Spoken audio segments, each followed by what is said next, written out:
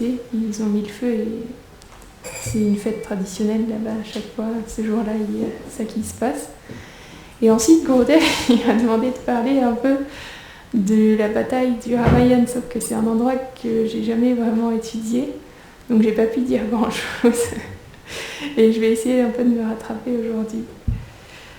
Donc on va prendre le deuxième chant du Srimad Bhagavatam, page 265, verset 42, chapitre 10. On va passer une Om Namo Bhagavate Vasudevaya. Om Namo Bhagavate Vasudevaya. Om Namo Bhagavate Vasudevaya. Om Namo Bhagavate Vasudevaya. Om Namo Bhagavate Vasudevaya. Om Namo Bhagavate Vasudevaya. Saevedam Jagaddata.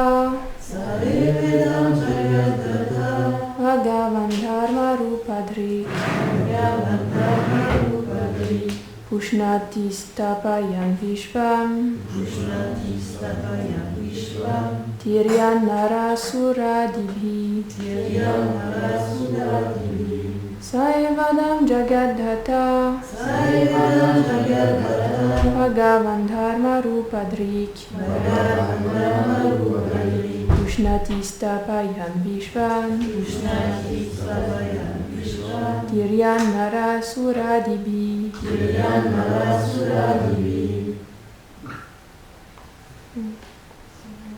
Traduction. Le Seigneur, qui est la base de toute chose, qui est le soutien de l'univers, protège tous les êtres des mondes en s'accordant lui-même parmi les demi-dieux en tant que Vamana et Yaga, parmi les hommes en tant que Balaram, Parashuram, et les créatures inférieures en tant que Varaha, Mina, Kurma et d'autres. Commentaire.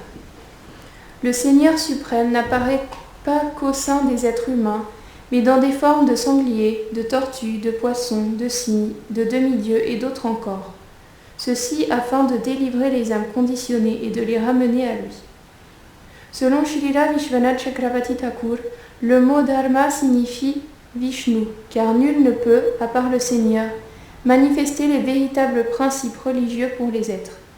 Parmi ces principes religieux, l'harmonie de l'univers est préservée. Par ces principes religieux, l'harmonie de l'univers est préservée et par l'irréligion, la disharmonie apparaît. Le monde matériel est donc pourvu de principes religieux, dharma, et irréligieux, adharma. Lorsque l'être suit les principes du dharma, il peut comprendre sa nature en tant qu'âme spirituelle et dévot du Seigneur, de Dieu, et se libérer de toute conception matérielle. Il réalise également que tous les êtres sont des serviteurs de Krishna. Par conséquent, il devient le serviteur du Seigneur et de tous les êtres, et il préserve l'harmonie de l'univers. En revanche, quand une personne accepte l'adharma sous l'influence de l'énergie illusoire, c'est afin d'acquérir le pouvoir, le respect et d'expérimenter l'indépendance de Dieu. Elle ne voit qu'en rapport avec son intérêt de satisfaire ses sens et ses ambitions liées au faux ego, et elle rivalise avec Krishna. Elle manifeste partout la destruction de l'harmonie universelle.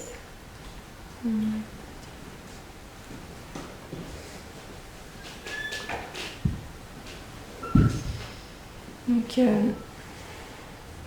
j'ai choisi ce verset parce qu'il parle du fait que le Seigneur s'incarne parmi...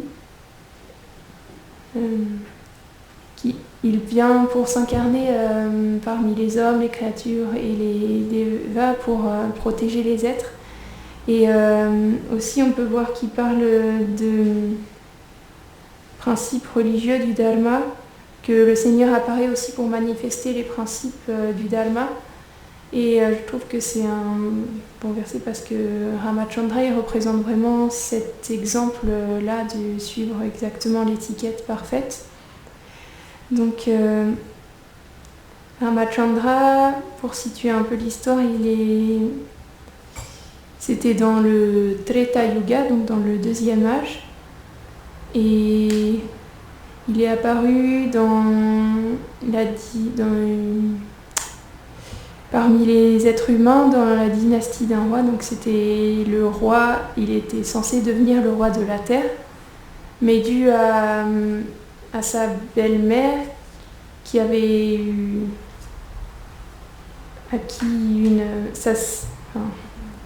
qui avait été un peu corrompue entre guillemets par une de ses servantes, il a été exilé pendant 14 années dans la forêt avec son frère Lakshman et son épouse Sita. Donc Sita, c'est pareil, Ramachandra, de la même manière que Ramachandra, il n'est pas différent, enfin c'est une émanation de Krishna, du Seigneur suprême. Sita, c'est une émanation de Radharani, donc elle a suivi Ramachandra dans la forêt en exil, et ils ont vécu d'une manière très simple comme des ascètes pendant toutes ces années, avec Lakshman aussi, le frère cadet de Ramachandra. Et pendant ce temps, c'était un autre frère de Ramachandra qui s'occupait d'Ayodhya, mais il avait fait un vœu d'être comme un ascète lui aussi, malgré le fait qu'il gouverne la terre entière, il vivait comme un ascète, en attendant le retour de son frère aîné pour pouvoir lui redonner le trône. Et donc, lors de l'exil de Ramachandra, il y a un être démoniaque, un Rakshasa. Les Rakshasas, c'était vraiment des êtres démoniaques qui pillaient, qui maltraitaient les sages dans les forêts. Il les mangeait, il les tuait, il les massacrait. Et il faisait régner la terreur partout où ils allaient. Et Ravan, c'était le roi de tous ces Rakshasas. Et il était tombé sous le charme de Sita et il l'a kidnappé alors qu'il avait fait en sorte que Ram était occupé ailleurs. Donc Ravan a kidnappé Sita et l'a emmenée sur sa ville de Lanka. Et à Lanka,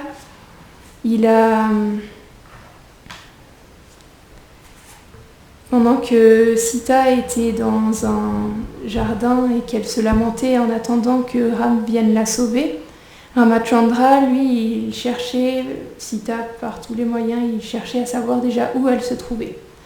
Et pour ça, il a été aidé de tous les devas. Et les devas, quand Ram s'est incarné en tant que le fils de Dasharat, donc dans cette incarnation entre guillemets humaine, il y a tous les devas qui sont venus en tant que les singes, c'est pas des singes ordinaires, c'est des vanaras, donc des êtres très puissants mais qui ont extérieurement l'apparence de singes. Et donc tous ces vanaras, ils se sont mis au service de Ramachandra pour rechercher Sita. Il y a eu différents contingents qui ont été envoyés un peu partout pour trouver l'endroit où se trouvait Sita, où est-ce qu'elle était retenue par Ravan. Et ça faisait plusieurs mois qu'il cherchait, Ram il attendait dans la ville des Vanaras. Et presque toutes les équipes étaient revenues sans trouver Sita. Et l'équipe de Angada, c'était un des singes qui était le neveu du roi et qui était donc censé reprendre le trône avec lui. Et dans cette équipe, il y avait Hanuman, et Hanuman, c'est le plus grand dévot du Seigneur Ram. Et il est aussi pas différent c'est une incarnation de Shiva. Donc c'est vraiment l'exemple du plus grand dévot de Ramachandra. Et donc à ce moment-là, ils étaient les seuls à ne pas être revenus de la recherche de Sita. Et finalement, grâce à un vautour, c'était un oiseau qui était lui-même un oiseau pas ordinaire, qui était... il y a un oiseau qui s'appelait Jatayu et qui était mort au service de Ram. En fait, il avait essayé de récupérer Sita lorsque Ravan l'avait enlevé, mais il n'avait pas réussi parce qu'il était très vieux, donc finalement Ravan l'avait tué. Et il avait un frère qui était sur la rive de l'océan lorsque les singes étaient à la recherche de Sita. Et lorsqu'il a appris que Jatayu s'était sacrifié pour Sita et pour Ramachandra, il a dit aux singes où se trouvait Sita. Et Sita, elle se trouvait de l'autre côté de l'océan, donc c'était sur l'île de Lanka. C'est à 1300 km de la rive, en fait. Il y avait 1300 km entre la rive et l'île de Lanka. Et oui. Donc il fallait que quelqu'un se rende de l'autre côté pour pouvoir aller voir si Sita s'y trouvait bien.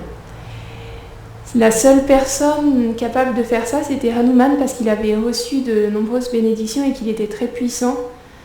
Et donc il a grandi sa taille et en un saut, il a sauté par-dessus l'océan pour rejoindre Lanka. Et à Lanka, il a réussi à trouver Sita. Et finalement, je passe un peu rapidement sur ces points-là, il a été capturé il s'est fait volontairement capturer par l'armée de Ravan, parce qu'il voulait lui délivrer le petit message pour lui dire que bientôt Ramachandra allait arriver. Et finalement, Ravan, pour le punir, il a mis le feu à sa queue.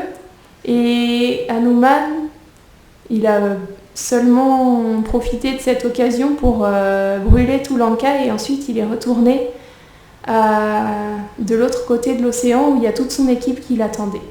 Lorsqu'ils l'ont vu arriver, ils rugissaient et ils ont compris qu'il était victorieux. Alors tous les singes, ils se sont mis à bondir, à rugir. Et ils sont tous allés en direction de Kishkinda, donc la capitale des Vanara. Et ils sont allés, avant d'arriver à la capitale, ils sont arrêtés dans un verger, le verger du roi des singes. Et là, il y avait des ruches emplies de miel et ils ont commencé à s'enivrer avec le miel et ils jouaient tous ensemble, ils faisaient des boules avec la cire et ils faisaient des batailles de boules de cire et ils étaient en train de tout détruire. Alors il y a quelqu'un qui a vu ça, il a prévenu, il est allé les voir déjà, mais ils l'ont un peu malmené parce qu'ils étaient en train de jouer et finalement il est parti, il est allé prévenir Sugriva et Sugriva il a dit ça doit être Angada qui est revenu victorieux parce que sinon il serait pas comme ça. Et il a prévenu Ramachandra et Lakshman et donc ils étaient tous très contents et il a fait de nouveau appeler toute cette équipe pour qu'il leur raconte ce qui s'était passé. Et donc toute l'équipe avec Hanuman, Angada et tous les singes, ils sont venus voir Ramachandra. Et Hanuman, il a décrit tout ce qu'il avait fait, la manière dont lorsqu'il avait été à Lanka, qu'il avait vu Sita, qu'elle était en train de se lamenter sous les arbres, qu'il y avait des Rakshasi qui l'a malmenée, et Ravan, il venait la malmener lui aussi par ses paroles, et qu'il essayait de la convaincre de céder à ses avances et de devenir son épouse. Et Sita, elle se lamentait simplement en attendant la venue de Ramachandra. Et elle avait donné un joyau aussi, un joyau jaune à Ramachandra pour prouver qu'elle avait bien été trouvée. À Hanuman, pour qu'il la passe à Ramachandra. Donc Ramachandra, il s'est senti énormément redevable envers Hanuman. Et à ce moment-là, les armées ont pu se mettre en marche pour Lanka. Pendant ce temps, Ravan, il avait vu la puissance de Hanuman, donc il a commencé à se dire, bon, c'est peut-être qu'une poignée de singes et quelques êtres humains, mais il faut que je prépare quelque chose parce que là, ils vont bientôt arriver. Alors il a réuni tout son conseil Et il leur a demandé ce qu'il pensait de la manière dont il devait aborder l'armée qui allait bientôt arriver. Alors, il y a tous les Rakshasas qui ont commencé à se vanter, à dire « Oh, mais non, ne t'inquiète pas, on est beaucoup plus puissant qu'eux, t'es beaucoup plus puissant qu'eux, t'as pas besoin de t'inquiéter, moi, à moi seul, je peux aller tous les détruire si tu veux. » Ils disaient tout ça « Oh, moi je suis très puissant, regarde, je suis très fort, je peux aller moi seul les détruire tous. » Et un par un, il disait ça. Et Vibhishan, c'était le frère de Ravan, mais lui, il n'avait pas du tout la même mentalité. Il était un dévot de Ramachandra en fait. Et il a commencé à dire à Ravan que, en voyant la puissance de Hanuman, déjà on voyait que c'était pas n'importe qui. Et que s'il était lui, il essaierait de parlementer et de redonner Sita. Ravan, il ne l'a pas écouté, il y a le conseil qui s'est dissous. Donc ensuite, le lendemain matin, Vibhishan, il est de nouveau allé voir Ravan pour insister encore. Écoute, regarde, si tu fais la bataille contre Ramachandra, tu ne pourras pas gagner. Il faut que tu redonnes Sita à Ramachandra, sinon, de toute façon, ça causera la chute de tout Lanka et tous les Rakshasas vont périr. Donc c'est le devoir d'un roi, c'est aussi de prendre soin de son peuple. Donc il lui disait qu'il fallait qu'il redonne Sita. Mais de nouveau, Ravan, il s'est mis en colère, il lui a dit « Oh, si tu n'as pas envie de rester, rien ne t'oblige à rester, tu peux partir. » En gros, il lui a dit ça. Et de nouveau, il a convoqué son conseil, donc il est allé sur son char en or, entouré de tous les Rakshasas, qui agitaient leurs armes autour de lui parce qu'ils étaient motivés pour la bataille. Et il a de nouveau convoqué le conseil, et encore une fois, et cette fois, par contre, il y avait Kumbhakarna, c'était son frère qui était réveillé. Kumbhakarna, le frère de Ravan, c'était pas n'importe qui, c'était un Rakshasa qui était gigantesque. Et il était tellement gigantesque que quand il était réveillé, il mangeait tous les êtres sur son passage, il détruisait tout. Alors il y a les Devas qui sont venus se plaindre à Brahma, et Brahma il a dit qu'en fait qu'il était là pour la destruction de l'univers, mais que c'était pas encore le moment de la destruction. Alors il l'a mis dans un sommeil. Il a dit tu te réveilleras seulement au moment de la destruction. Mais à ce moment-là, il y a Ravan qui est venu voir Brahma, il lui a dit écoute, il a essayé de parlementer pour qu'il ne dorme pas tout le temps jusqu'à la destruction. Et Brahma, il a dit d'accord, alors tous les 6 mois, il aura une journée de réveil. Et là, c'était le jour où il était réveillé. Et Kumbhakarna, il a dit je dévorerai tous les singes et comme ça, et je dévorerai Ram et Lakshman et tu n'auras rien à craindre. Et à ce moment-là, Ravan, il a parlé d'une histoire pendant le conseil. Il a parlé d'une histoire où il y a des années de cela, rencontré une Apsara et il avait abusé d'elle. Parce que Ravan était un être très concupiscent et qu'il voulait s'approprier tout ce qu'il voyait et qu'il trouvait à son goût en fait. Et donc à ce moment-là, Brahma il avait été en colère contre lui et il lui avait dit que la prochaine fois qu'il touchait à une femme sans son consentement, sa tête exploserait en des milliers de morceaux. Et donc à ce moment-là, lorsqu'il a dévoilé ça, Vibhishan il lui a dit mais en fait, en gardant Sita, tu portes un serpent venimeux autour de ton cou parce qu'elle peut causer ta mort d'un instant à l'autre parce que Ravan éprouvait tellement de désir et il gardait Sita proche de lui. S'il la touchait, il explosait. Donc Vibhishan lui a dit mais pourquoi tu ne la redonnes pas à Ramachandra?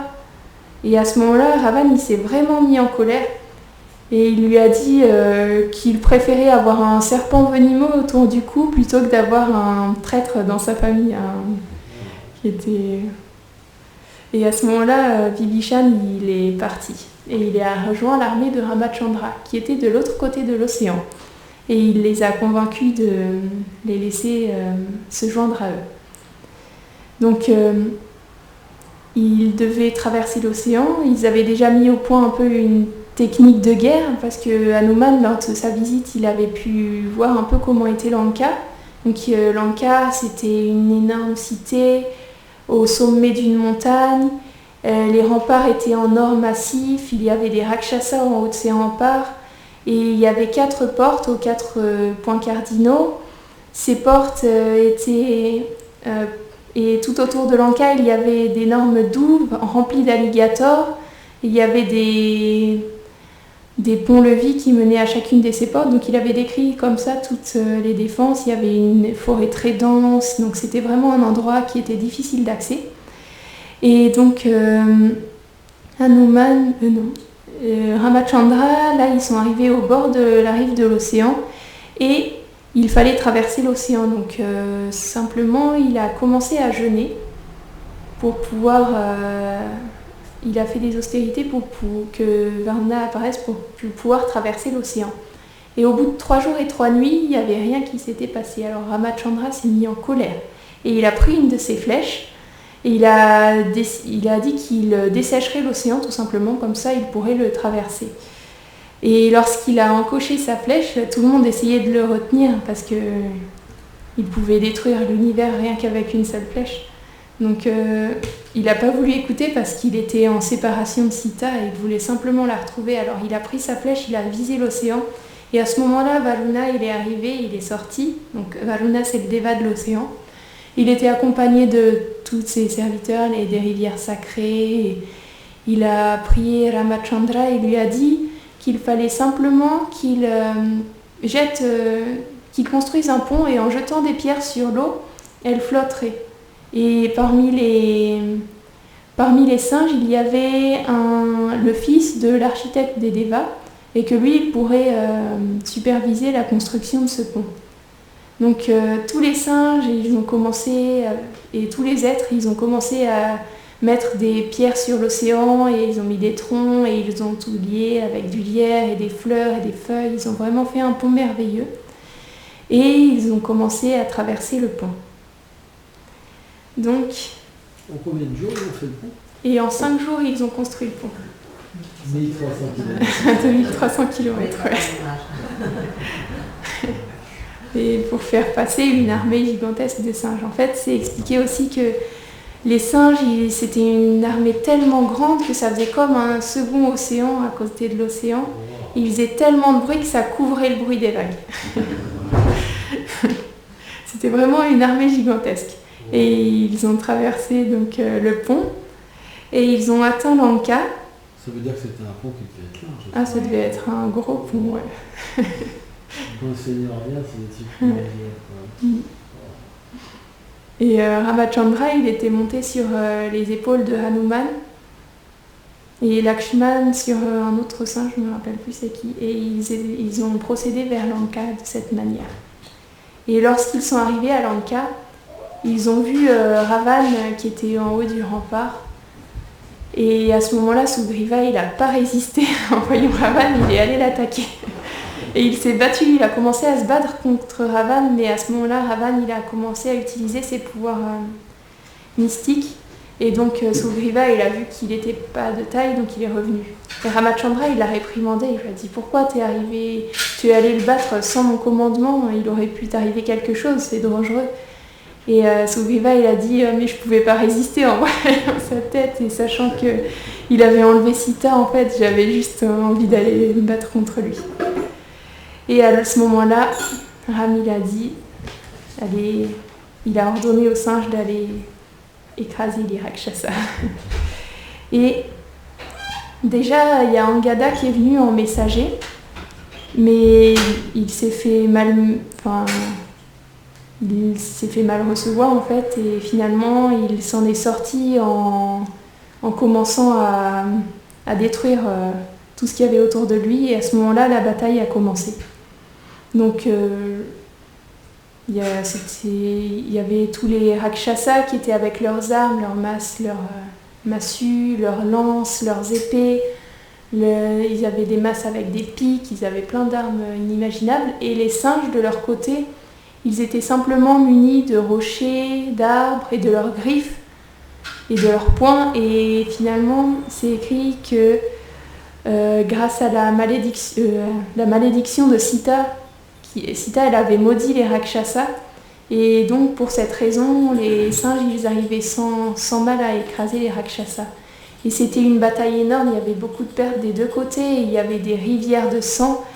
Et à ce moment-là, au bout de quelques temps, il y a Indrajit, qui était le fils même de Ravan, et il était très puissant. Il est venu se joindre au combat. Il faut savoir aussi que Ravan, pendant ce temps-là, il n'était pas encore au combat, il l'attendait dans son palais. Et il envoyait toutes ses troupes se battre. Mais Ram, lui, il était en train de se battre avec tout le monde.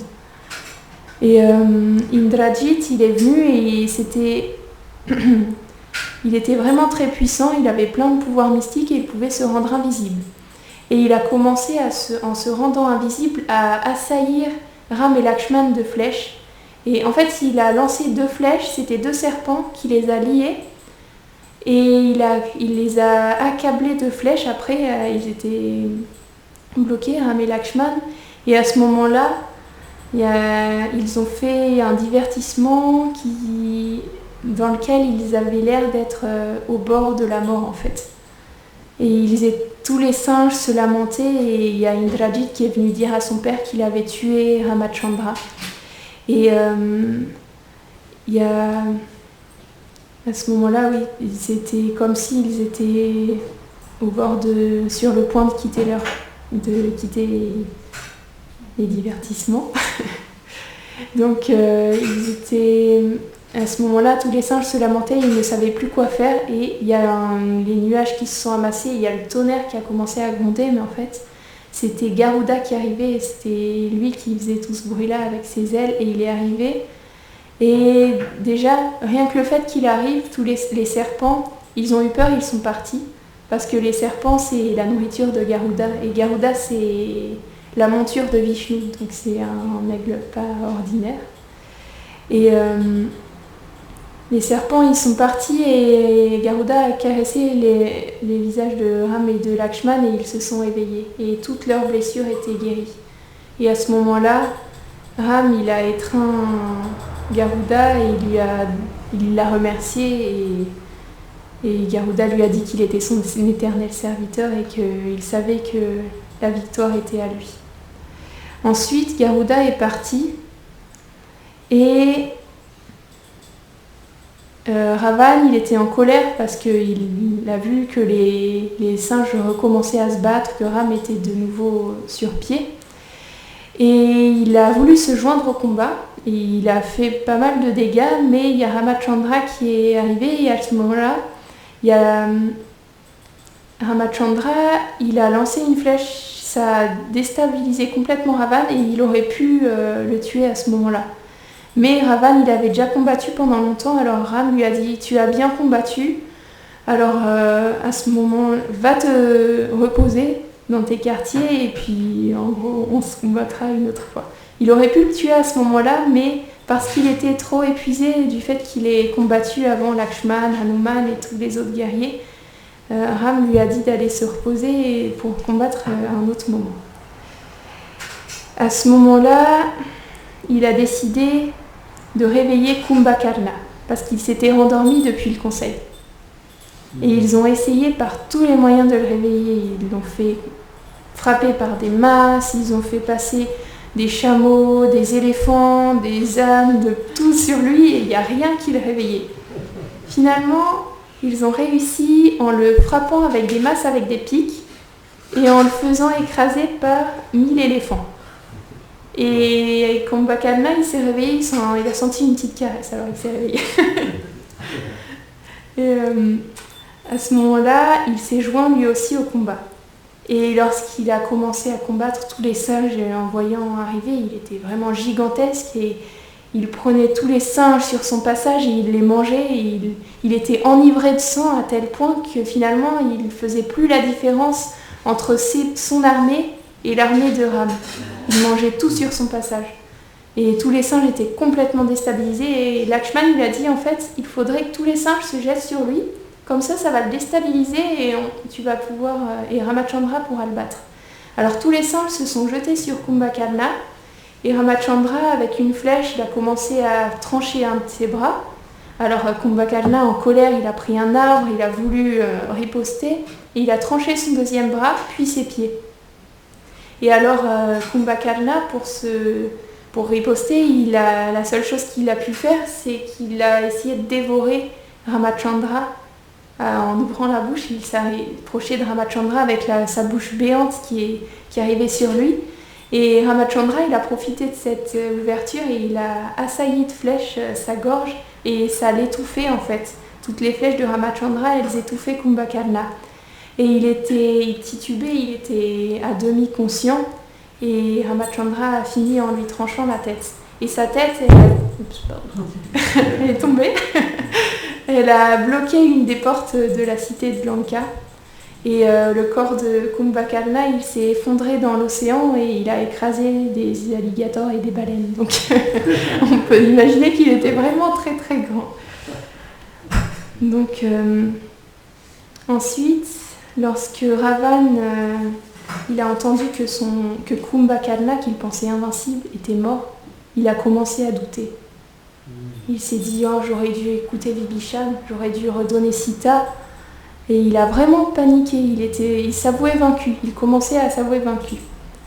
Et à ce moment-là, il y a ses fils qui sont arrivés, ils lui ont dit, mais non, ne t'inquiète pas, nous on va arriver. Indrajit, il a dit, je vais tuer Ramachandra, tu n'as pas de souci à te faire, c'est bon, on est plus puissant que de toute manière.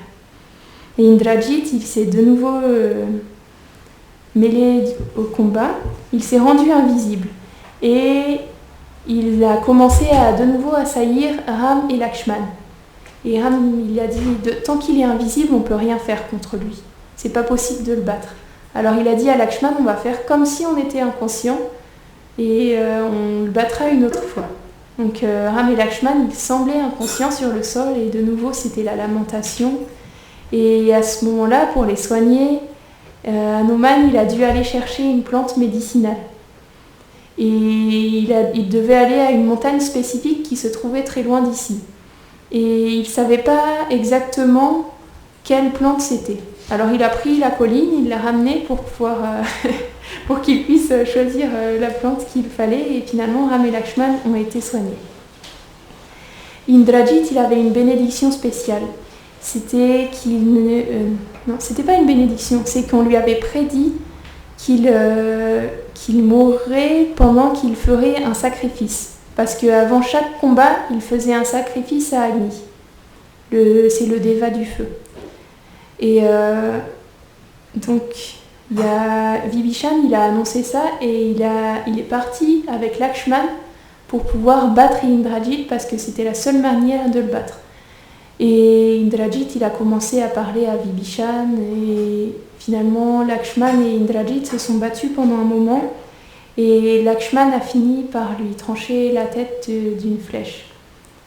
Et là, c'était le point final pour le départ de... Enfin, c'était, on va dire, la goutte d'eau qui fait déborder le vase pour Ravan. Et là, il n'avait plus d'autre choix que de se mêler et d'aller tuer Ramachandra lui-même. Et là, il était vraiment très, très en colère. Et il y a une grosse bataille qui a commencé. Déjà, il y a le char de Ravan qui a été détruit, mais il allait en chercher un autre. Et donc, en voyant ça, Indra, pour que le combat soit égal, il a passé son propre char à Ramachandra pour qu'il puisse se battre contre Ravan. Et il y a le combat qui a commencé, il y avait tellement de flèches qu'ils volaient entre eux qu'ils ne pouvaient même plus se distinguer eux-mêmes. Il y avait tellement de flèches, c'était tellement dense que Ram et Ravan ne pouvaient plus se voir. Et donc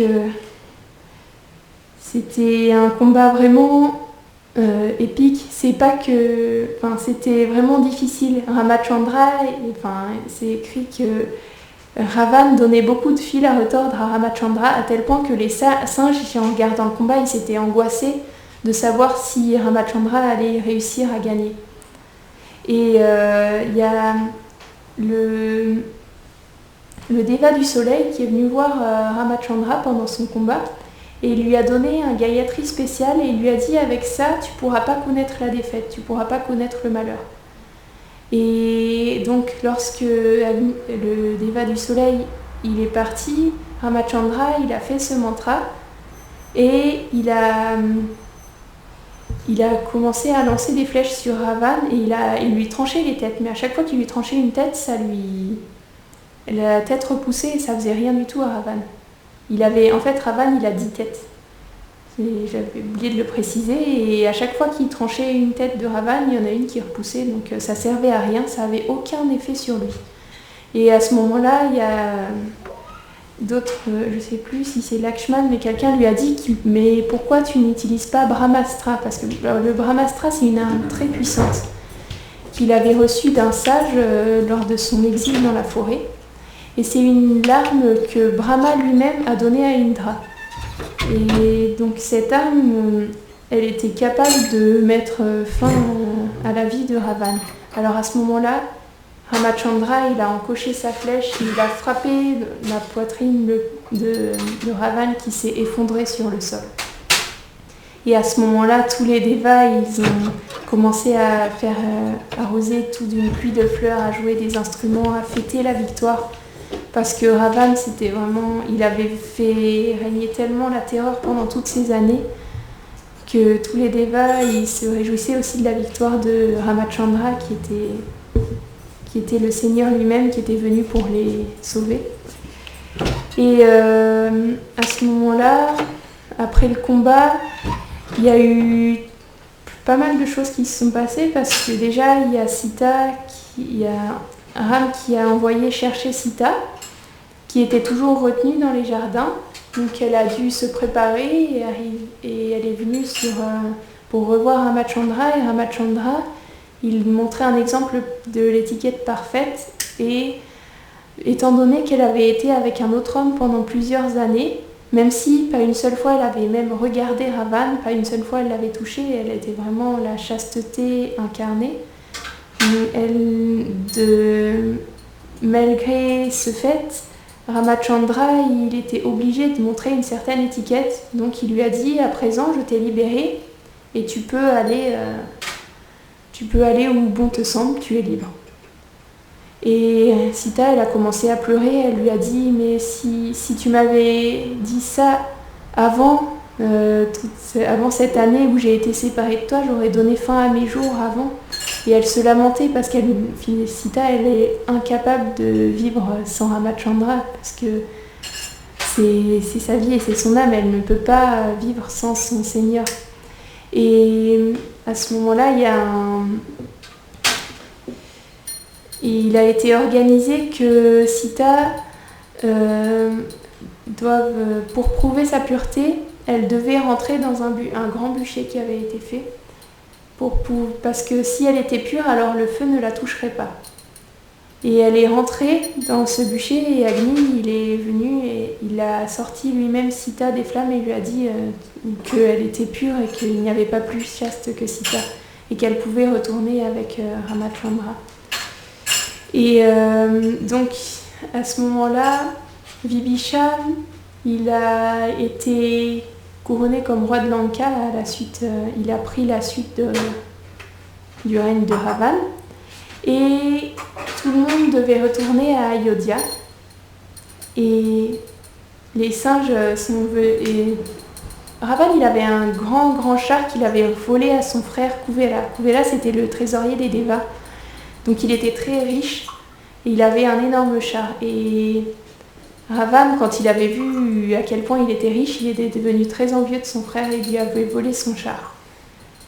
Et donc c'était un char qui avait la taille d'une ville et qui était entièrement fait d'or. Et donc Ramachandra, pour retourner à Ayodhya, il est monté dans ce char et il y a tous les singes qui sont venus, et il y a Sita et Lakshman qui étaient à bord du char aussi. Et il y a Sita qui a demandé à ce qu'on aille chercher toutes les épouses des singes aussi pour qu'elles aillent à Ayodhya pour fêter la victoire. Et donc tous sont retournés à Ayodhya. Avant d'arriver, déjà sur tout le chemin, ils voyaient tous les différents lieux, des divertissements qu'ils avaient connus pendant ces 14 années. Donc Ramachandra il disait « Oh regarde là, c'est l'endroit où j'ai mis fin où il y a Kumbhakarna qui a été tué, là c'est là où les singes se sont battus, là, comme ça en fait ils ont pu voir tous les divertissements mais dans le sens inverse. Et avant d'arriver à Ayodhya, ils se sont arrêtés à un ermitage et il y a un sage, il y a un sage qui a demandé à Ram il voulait lui donner une bénédiction, alors Ramachandra il a demandé la bénédiction que Ayodhya soit entourée d'arbres remplis de fruits et de miel. Et alors là, tous les singes, ils étaient super contents parce qu'ils avaient plein de fruits et plein de miel à leur disposition. Et ensuite, il y a Bharat qui a été prévenu par Hanuman que Ramachandra il arrivait. Et il est allé pour accueillir Ramachandra et tout Ayodhya s'est préparé à la venue de Ramachandra et ils ont décoré entièrement Ayodhya et c'est à ce moment-là qu'ils ont mis des lumières partout pour éclairer, pour décorer en fait Ayodhya pour fêter l'arrivée de Ramachandra. Donc c'est comme à Diwali, on met des lumières un peu partout, en Inde on peut le voir. Et c'est pour fêter la victoire de Ramachandra sur Ravan et son retour à Ayodhya. Et donc à ce moment-là, il y a eu une grande fête. Et ainsi, Ramachandra, il a été couronné comme il aurait dû l'être 14 années auparavant. Il a été couronné roi d'Ayodhya et il a dirigé la terre. Et les Vanaras, ils sont retournés dans leur pays. Et Ramachandra les a remerciés. Il ne pouvait pas les remercier assez pour toute l'aide qu'il leur avait donnée en fait. Et donc c'est comme ça que disons qu'il y a beaucoup d'autres choses à dire, mais je voudrais clore sur ce point-là parce que la fête d'hier, c'était sur ce retour-là de Ramachandra à Ayodhya. Donc, Shri Ramachandra qui...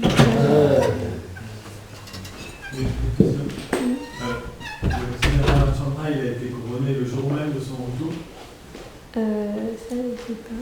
Je crois que c'est peut-être le lendemain. Je pense qu'il y a marqué dans le livre.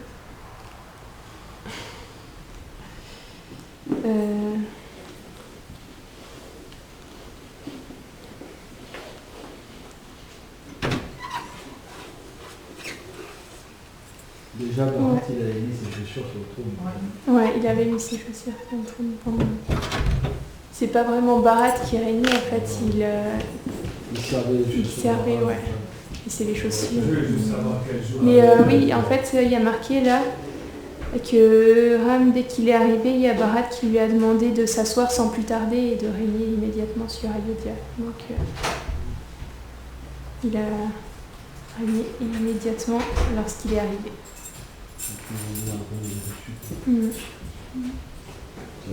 Allez.